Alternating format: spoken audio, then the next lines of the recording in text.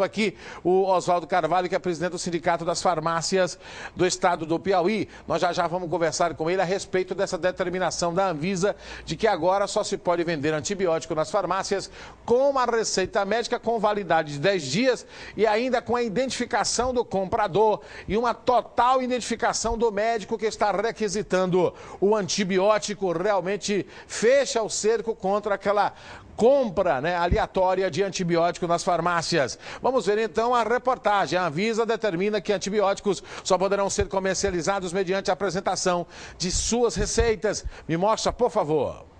Depois da publicação da resolução da Anvisa para a venda de antibióticos, as farmácias de Teresina trabalham para se adequar às novas regras. Só nesta farmácia, a comercialização de antibióticos corresponde a mais de 40% das vendas. A partir de agora, os antibióticos só poderão ser entregues ao paciente mediante a apresentação de 2 vias da receita, que deverá ser de controle especial e com validade de 10 dias, expedida por um médico ou um dentista. Muitos clientes já começam a mostrar os cuidados que têm na hora de comprar a medicação. Primeiro, procurar o médico, né? Receber a opinião do médico.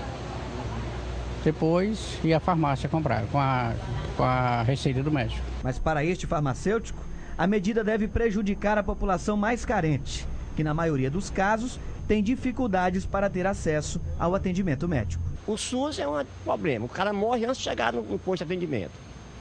E particular ninguém tem condição de pagar. Plano de saúde é outra dificuldade que já faz parte para todo brasileiro, principalmente essa classe baixa, média baixa. Eu vejo a posição, o consumidor é que mais perde com isso. A indústria farmacêutica eu acho que não perde nada com isso aí. Mas esse uso aleatório de antibiótico estava prejudicando as próprias pessoas, porque o organismo adquiria uma resistência a determinados antibióticos e quando você necessitava de uma dose de antibiótico, ele acabava não fazendo o efeito devido ao consumo aleatório dele. O que o Raimundo farmacêutico falou aí é realmente uma preocupação, porque você tem uma inflamação na garganta. Geralmente você toma um antibiótico, o médico já lhe passa. Para conseguir uma consulta em um posto médico público, a gente sabe que não é fácil, por mais que os nossos gestores digam que sim, não é fácil. Uma particular é 100, 150 pau, quer dizer... Não, claro. Às vezes você vai comprar um antibiótico, um remédio para a garganta e ele tem efeitos colaterais que só quem sabe é o médico. Estou fazendo uma ratificação. Então, estranhei até que um farmacêutico dissesse isso, mas ele não está mentindo. Não, ele não está, ele está falando. Se automedicar é complicado, é complicado. Agora, que complicado também para a população ter um acesso. Na população de baixa renda, né? Poxa, ter um acesso a um médico não é fácil. Não é fácil, tá? Mas deixa eu falar do Oswaldo aqui, que é do Conselho Regional de Farmacêuticos. Boa tarde, Oswaldo, tudo bem?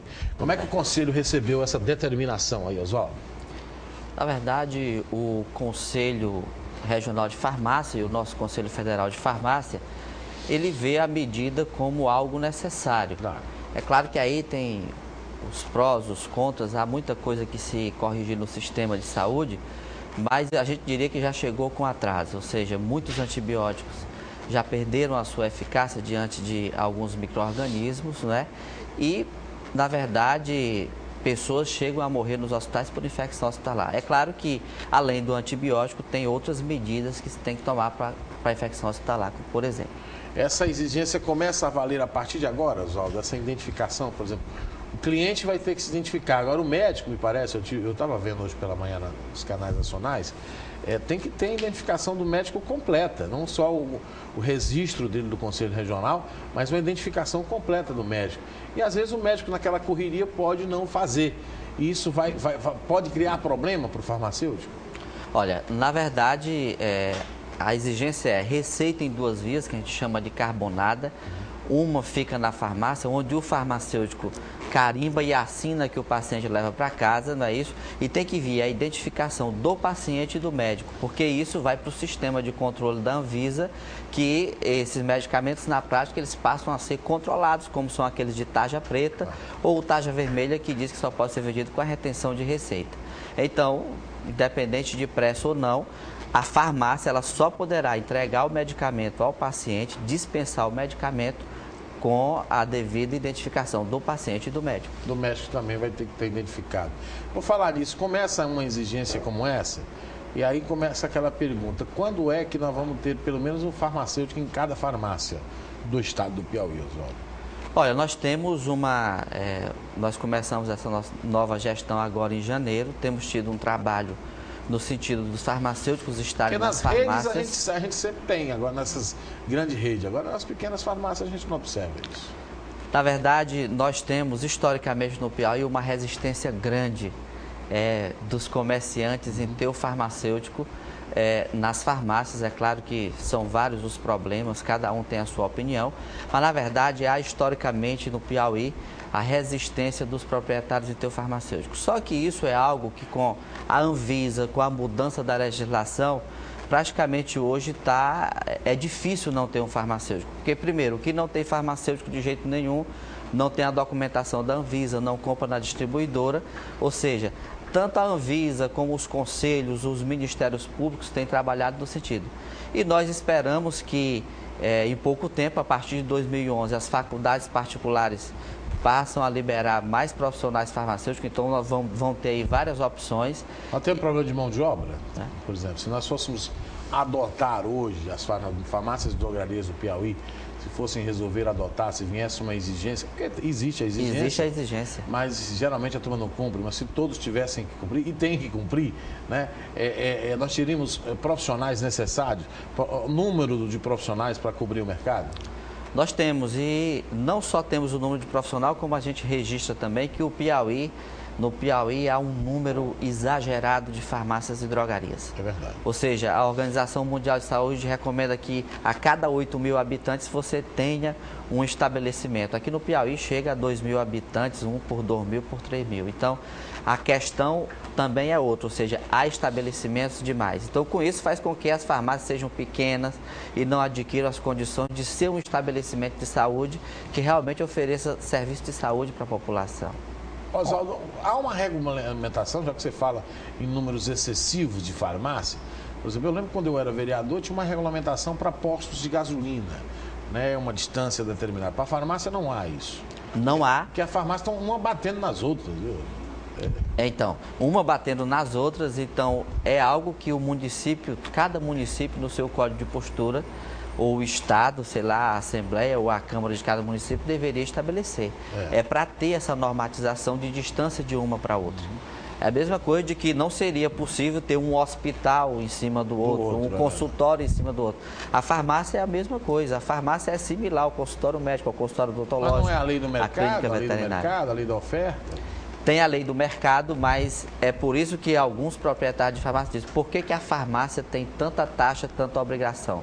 Porque ela é um comércio, mas é um comércio especializado, ou seja, é um comércio que ele não cumpre apenas a lei geral do comércio, ela tem toda a legislação específica. Ela é regulamentada. Ela é regulamentada do ponto de vista da questão sanitária e profissional. Agora, mesmo tendo um ponto de vista sanitário, eles estão agregando muitos produtos, né? Aqui no Piauí, por exemplo, é liberado. O projeto do deputado João Matos, a gente entra numa farmácia, parece estar entrando no supermercado. Com todo respeito ao autor do projeto, né, mas ali é um projeto que não foi bem pensado, ou seja, ele é um projeto que depõe contra ao estabelecimento de saúde e contra a saúde das pessoas. Inclusive, o Conselho Federal de Farmácia recolheu todos os projetos similares a esses do Piauí e está entrando com a ADIM na Justiça Federal em Brasília contra todos esses projetos, que não é só no Piauí. Não é só no Piauí, mas o Conselho Federal está entrando com a ação direta de inconstitucionalidade para derrubar esses projetos que são inconstitucionais e, na verdade, depõem contra a saúde, contra o estabelecimento de saúde que é para ser a farmácia. O pensamento é de que a farmácia é para ser um estabelecimento de saúde. Portanto, vender remédio, não sorvete.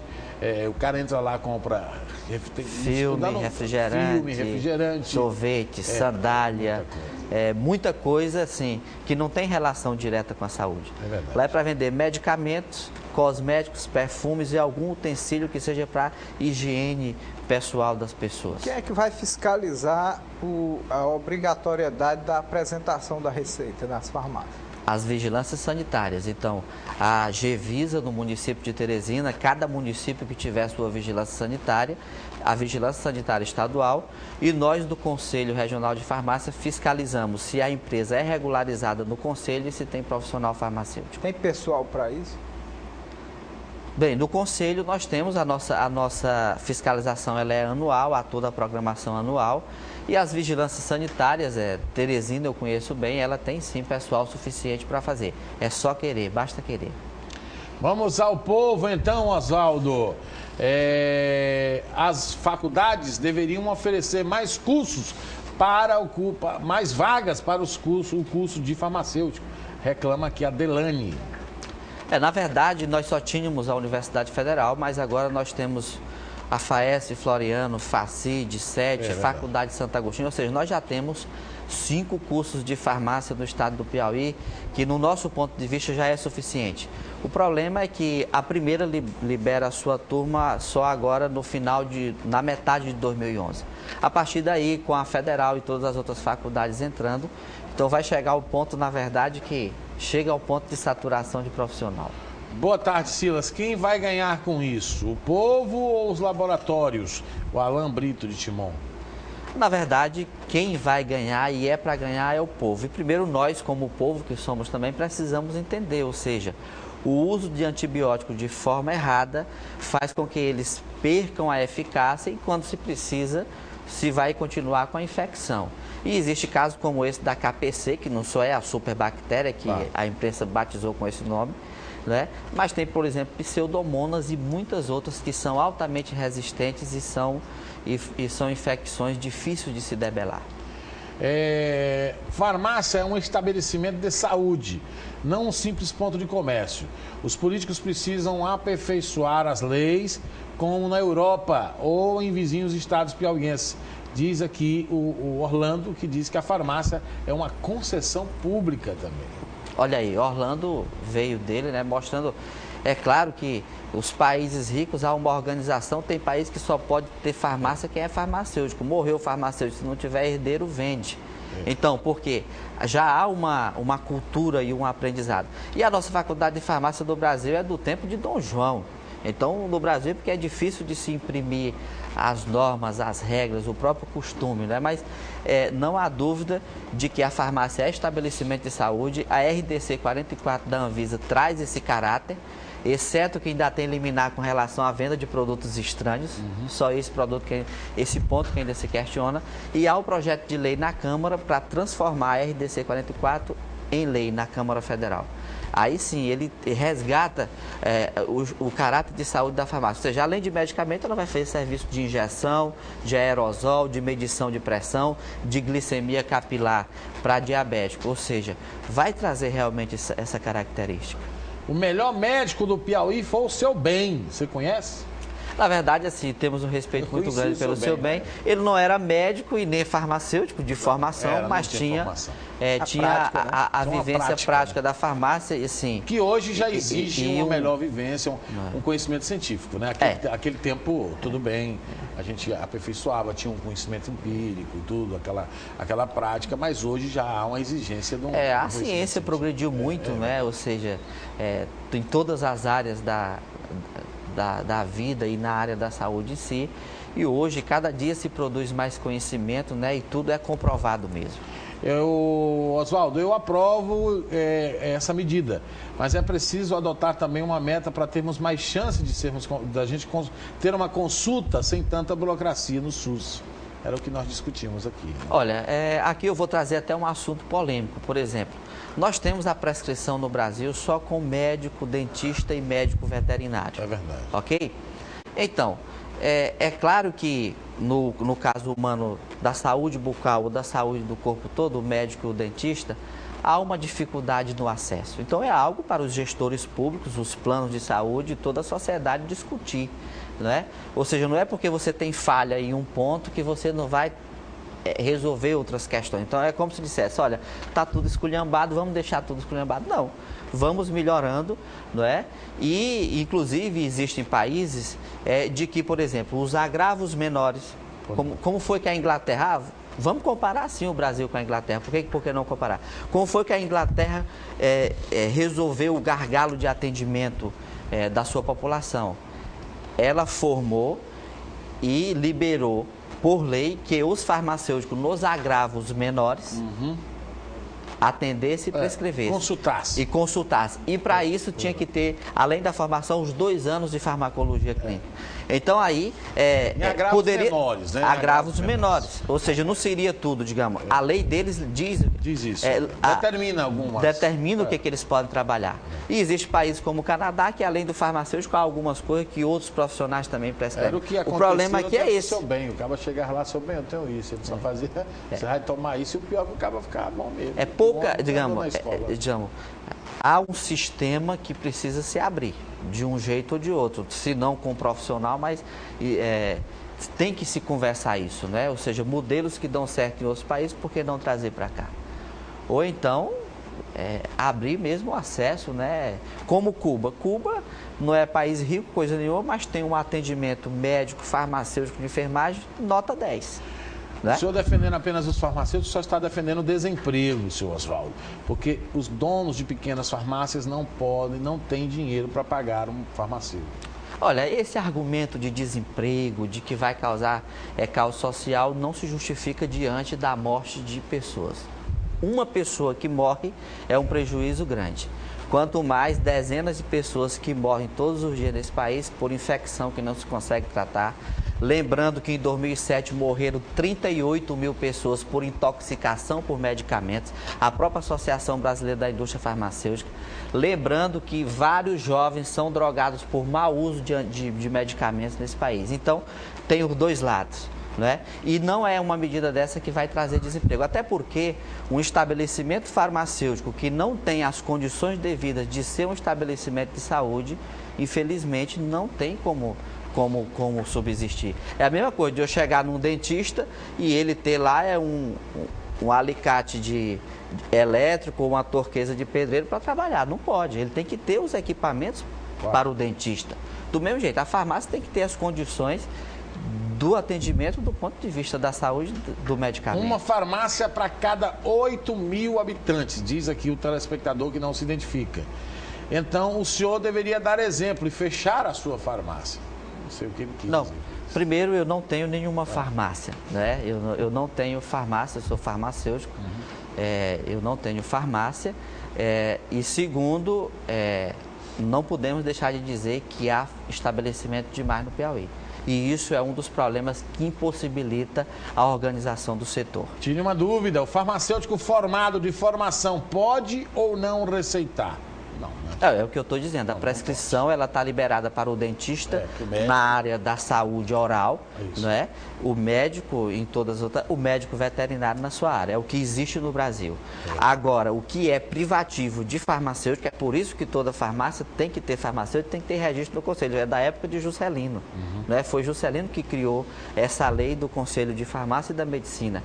Então é por isso que tem já a dispensação, que é o ato da entrega orientada do medicamento ao paciente, e a fabricação de medicamentos são privativos de farmacêutico. Entendo. Então a medicina e a farmácia não tem como uma trabalhar sem a outra, ou seja, só farmacêutico pode produzir medicamento e médico prescreve o dentista, e médico veterinário também. Já está mais que provado que os óleos de andiroba e de copaíba são excelentes antibióticos. E como é que ficam os seus usos? Pergunta o Walter Costa.